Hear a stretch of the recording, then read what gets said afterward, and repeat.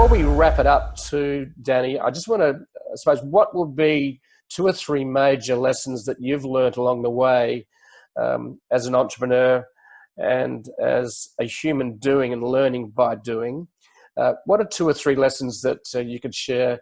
Because you're obviously on this journey of learning and doing. You've gone through tough times. You've gone to the cave and you've come back and say, okay, so what are 2 or 3 things you can share with the listeners about that they can take away and maybe apply to the business, whether they're going to start one or whether they're actually wanting to grow one?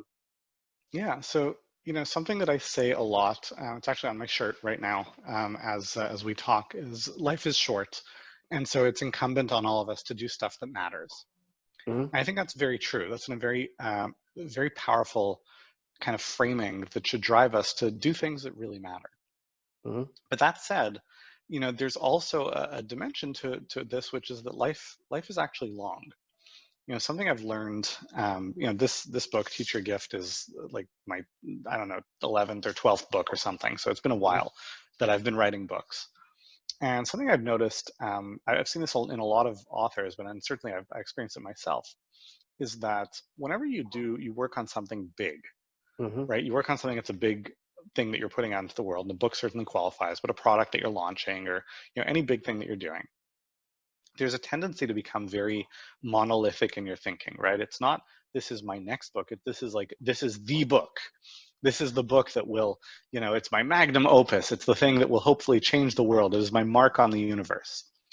And it's very understandable. But, while life is short, life is also long.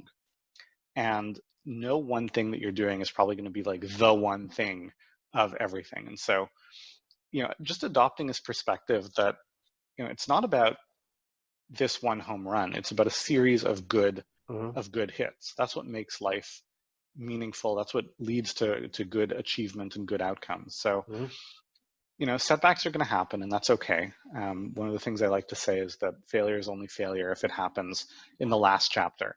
Otherwise, it's just a plot twist, right? And that's what makes the story interesting. Mm-hmm.